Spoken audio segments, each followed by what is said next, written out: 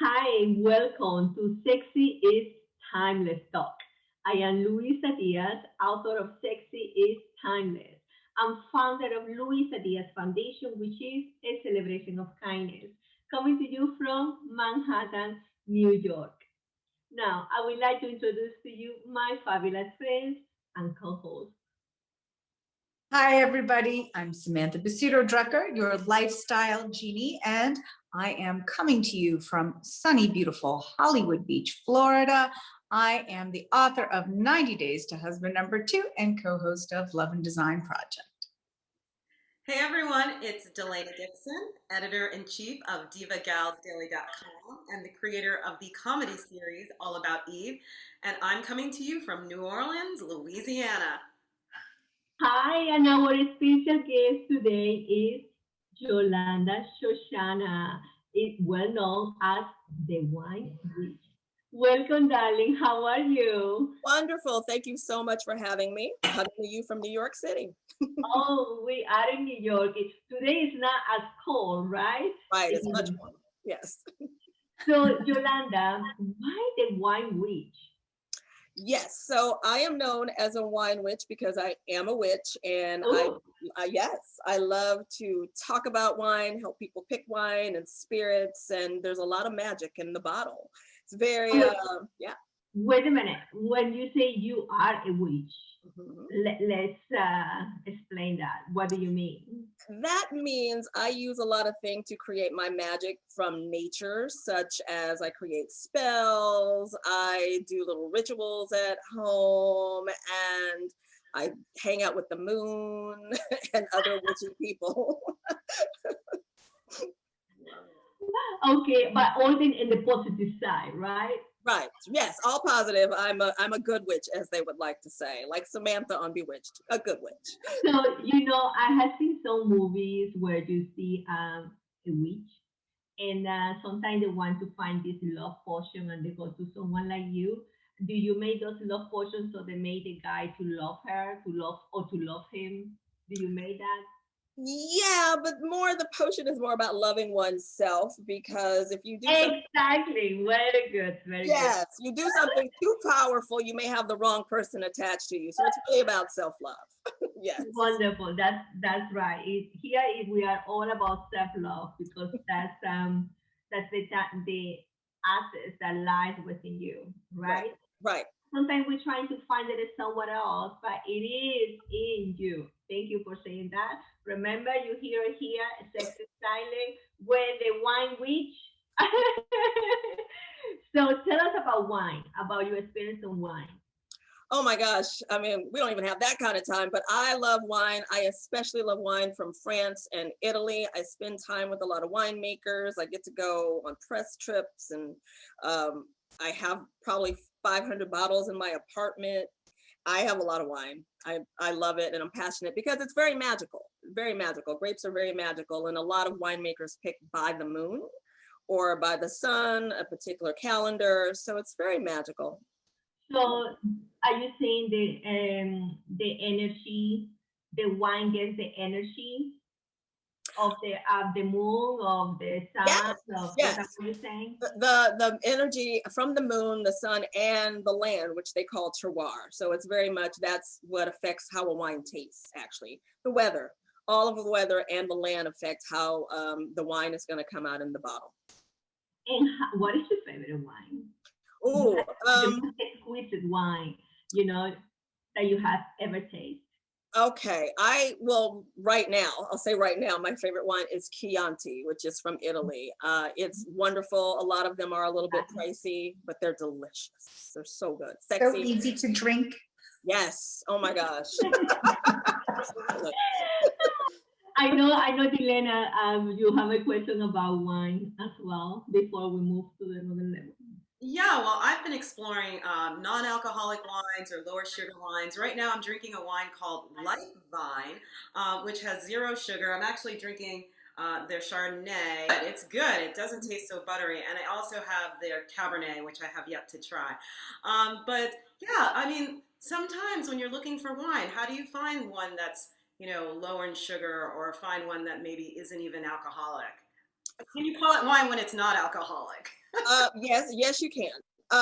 Now there are more people making those wines because there's more of a request for them. I don't have a lot of them right now, but now if you go to the store or if you're shopping online, there's definitely more people and winemakers making lower percentage sugar, and because people are concerned more about their health. So now they're available, and a lot of good ones. A lot of good ones are available. Yeah, and I have to add something, Dilena. I am sorry, but if I'm going to drink wine, it has to have alcohol.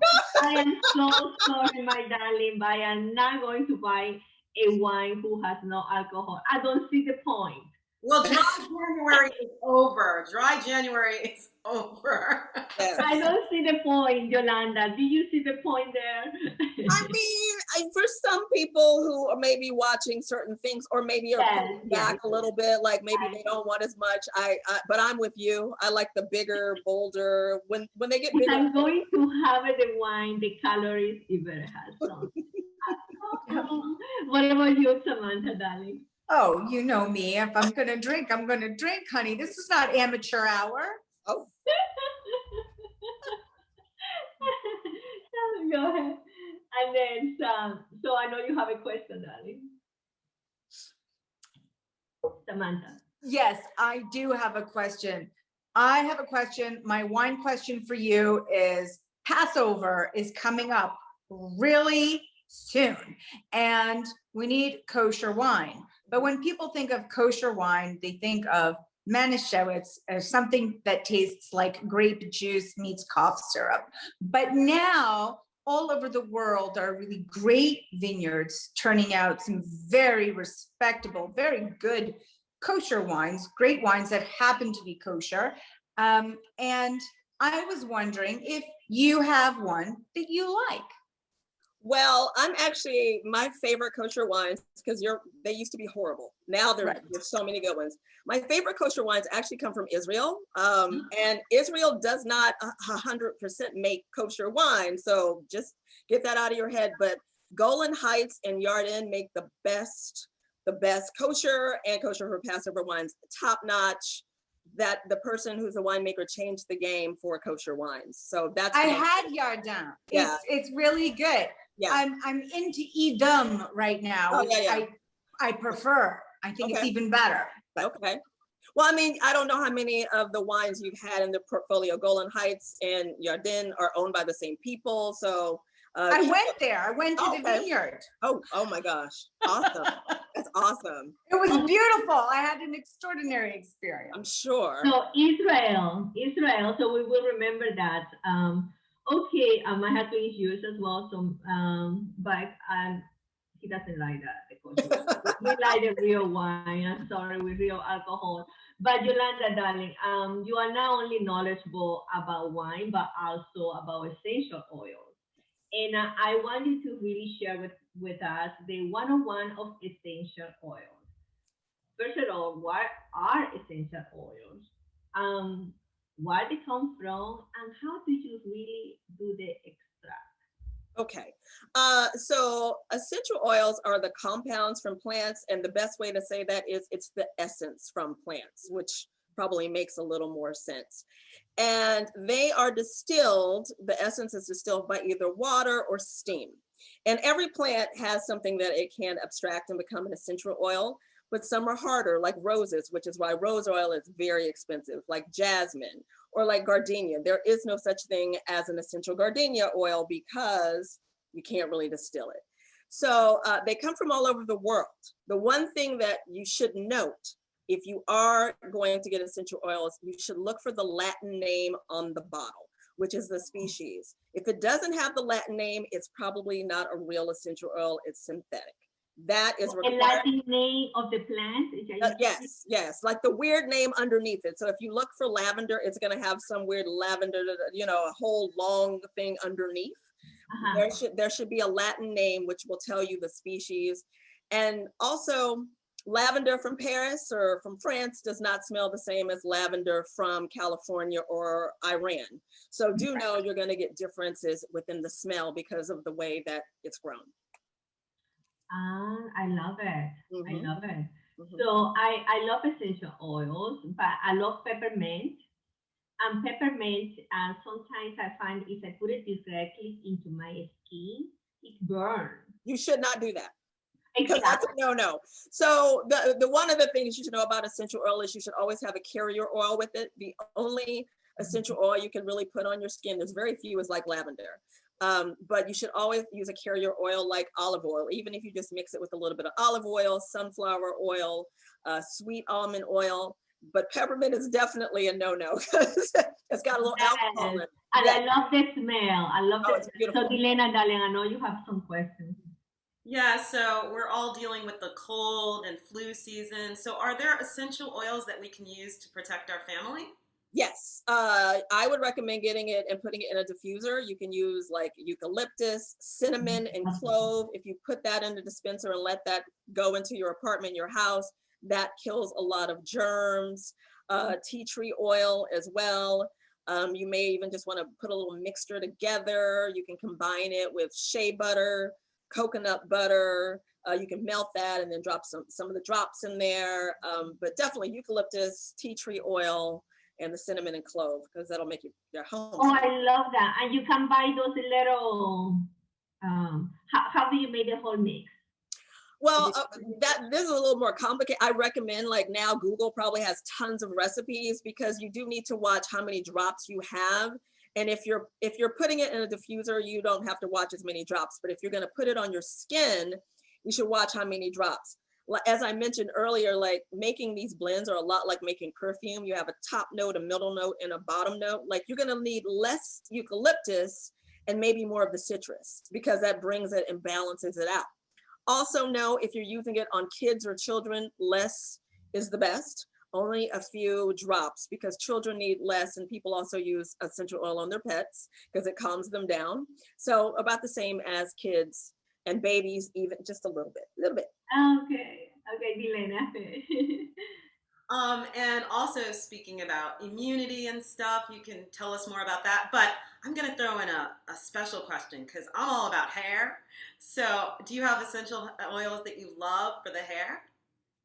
I love this oil called tansy oil. It's a little pricey, but they use it a lot in cosmetics and beauty blends. It's from the tansy flower, and it's blue. It is the most beautiful oil, and they put it in perfume a lot. I recommend that. It makes your skin glow, and it also makes your hair wonderful, and you smell delicious. People will wonder what's going on. I also recommend Ylang Ylang. Women, Oh, I like that one, yes. yeah, Ylang Ylang and geranium. Also, for our time of the month, if you put a few drops in a carrier oil and rub it on your belly, it helps take away a little bit of the discomfort. Nice. Oh, I love it. That's Amanda, Dana.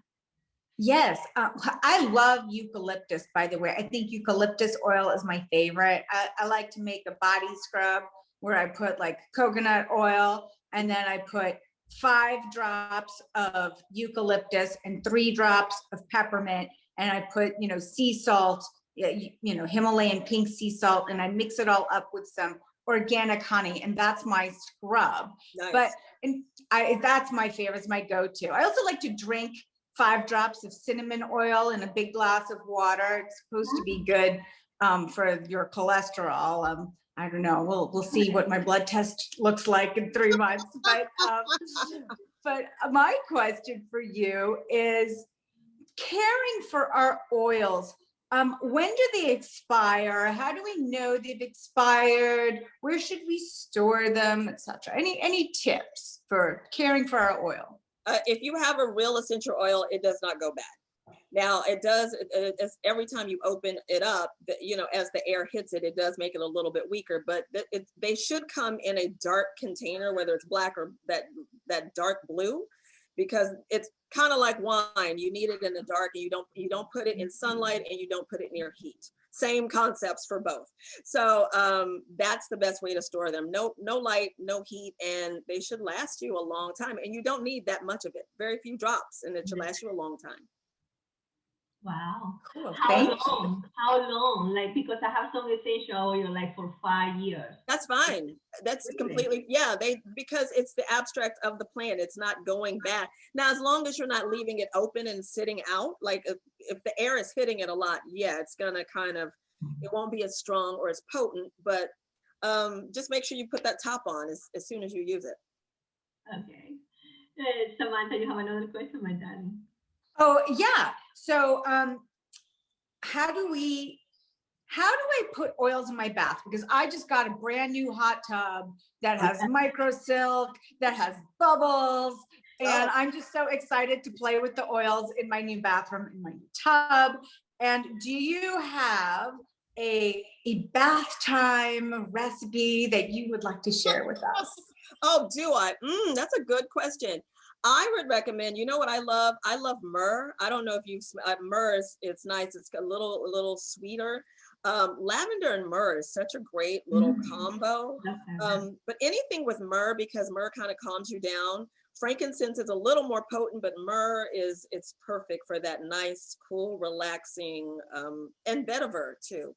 Since you like eucalyptus, I think you like vetiver, which is a dark. I do like vetiver. I do like vetiver very much. Yeah, so I think that would work for you especially. Yeah. Can I, Yolanda, so do you just put a few drops in the bath? Yeah, that's fine. That's completely fine. Unless you want to make a blend, you can blend a few together and then throw it in the tub, and that's good because it's not on her skin. Is there such things, too many drops or too little drops, 5, 10 drops? How many, like? Well, depending on how much water you have, like 5 is probably plenty. People tend to think they need more. Yeah. You need very little because they're very potent things, especially if you're using like the darker, deeper, like a frankincense. If you're using like a orange, you might need a little bit more, but like lavender, you only need a couple drops because it's very potent. So you don't need a lot. Okay. Any questions, ladies? Oh my goodness. Well, I just wanted to share. Thank you for all the hair hints because I'm always interested in hair, but I just wanted to share one that I love and get your opinion on it. So rosemary oil, because they say that it has properties that help stimulate the follicles, which can help with hair growth, and it kind of soothes your scalp. So how do you feel about it? Oh, I love rosemary. I mean, it's also because it's also like food, anything that's foodie related. It took me a while to get into it as an essential oil, though. I have to say it just kind of threw me off when I did smell it, but I like it now. I like it a lot. And I like just blending it with other things, like maybe a little bit of orange. It's just a beautiful, beautiful essential oil together. Yeah. Wonderful. And Yolanda, do you know this oil is an Indian oil? It's called amla. Amla? Amla. It's AMLA. It's very good for your hair. No, I don't know it. I don't know it at all. Oh, okay. So I'll have to check that out. Look this out. So, Yolanda, darling, what do you think is sexy? What do you find sexy? I think having a glass of red wine while listening to jazz music while the rain is hitting the window is one of the sexiest things in the world. Like Ella Fitzgerald playing or Sarah Vaughan, and just listening to the pitter pat and the music and just sipping is the best thing ever. Ooh, I love it. Romantic. It looks like you just had a romantic Valentine. No. I would. I did not. He needs to read this book. You got to. I have it. I know. I definitely need to read it. Well, thank you so much. Remember, ladies, if you are interested in essential oils, I hope we can give you the one-on-ones of how to start with your oil. And remember to take time and pamper yourself, and most of all, to be kind to yourself and others.